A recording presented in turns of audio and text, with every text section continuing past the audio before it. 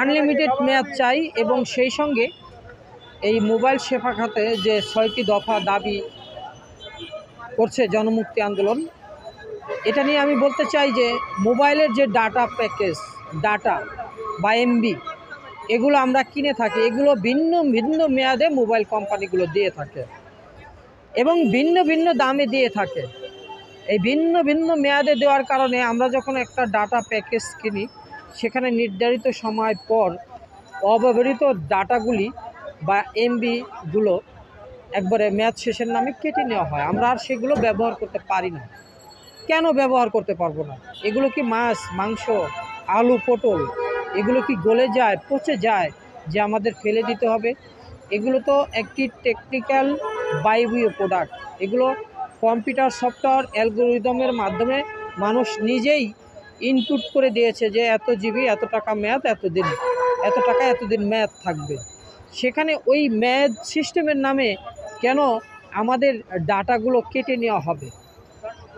আমরা মাছ মাংসও তো কয়েকদিন ফ্রিজে রেখে খেতে পারি, কিন্তু ডাটা 7 দিন পর, 3 দিন পর বা 1 মাস পর আমরা ব্যবহার করতে পারি না। আমরা টাকা দিয়ে কিনবো মোবাইলের ডাটা, আমরা যখন খুশি তখন ব্যবহার করব, যেই দিন খুশি করব, সেটা আমাদের ব্যাপার। আমরা তো কিনেছি একটা অপচনশীল দ্রব্য, নষ্ট হবে না এমন একটা সেবা, এটা মোবাইল সেবা জিবি, কিন্তু দেখা যাচ্ছে যে এগুলো কিন্তু কেটে নেওয়া হচ্ছে। আরেকটি বিষয় হচ্ছে, আরেকটা যে উচ্চ মূল্যে আমাদের ডাটা কিনতে হয়।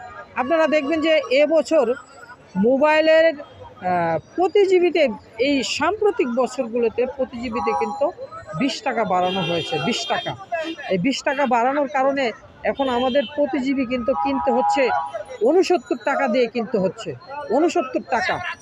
আবার 1 মাস মেয়াদি আরও একটি বিষয় দেখেন যে 1 মাস মেয়াদি ওই 1 জিবি কিনতে হচ্ছে 209 টাকায়, 209 টাকায়। কিন্তু কেন এত উচ্চ মূল্য কেন? যেখানে 1 জিবি খরচ হচ্ছে ডাটার ব্যান্ড জিপিপিএস থেকে জানা সিস্টেম থেকে খরচ হচ্ছে মাত্র 26 পয়সা।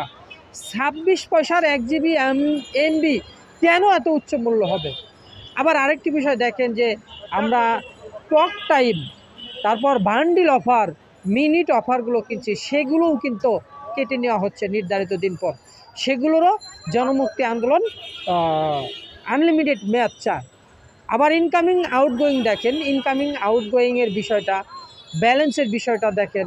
ব্যালেন্স নির্ধারিত দিন পর আর ব্যালেন্সের মেয়াদ থাকছে না, আমরা টাকা ব্যবহার করতে পারছি না বা ইনকামিং আউটগোয়িং পাচ্ছি না। কেন? আমরা টাকা ভরছি, আমার টাকা কেন মেয়াদ থাকবে না? কারণ টাকার কি কোনো মেয়াদ আছে? টাকা ছিঁড়ে গেলেও তো আমরা এর বিনিময় পাই, কিন্তু আমরা মোবাইলে ভরার পর এর বিনিময় পাই না, আমাদের মেয়াদ নাই। এটা কেন? এটার আমরা আনলিমিটেড মেয়াদ চাই। আরেকটি বিষয় হচ্ছে যে বাংলাদেশে যে মোবাইল নেটওয়ার্ক টাওয়ারগুলো আছে, সেখান থেকে সারা বাংলাদেশে ফ্রি ওয়াইফাই নেটওয়ার্কের আওতায় আনতে হবে। আমাদের নিজস্ব স্যাটেলাইট ব্যবস্থা আছে।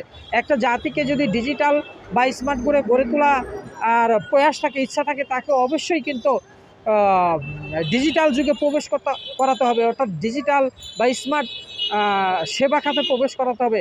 এখন স্মার্ট সেবা খাত বা ডিজিটাল সেবা খাতে প্রবেশ করতে হলে প্রধান খাদ্য হচ্ছে মোবাইলের ডাটা বা ওয়াইফাই।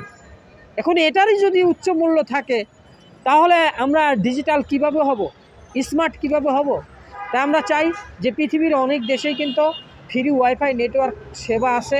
তা আমরা চাই যে বাংলাদেশকে যদি সত্যি ডিজিটাল বা স্মার্ট করে তুলতে হয়, তাহলে অবশ্যই ফ্রি ওয়াইফাই নেটওয়ার্কের আওতায় আনতে হবে। আমি মোহাম্মদ হিরো খান, জনমুক্তি আন্দোলনের আহ্বায়ক, এই 6টি দাবি করছি।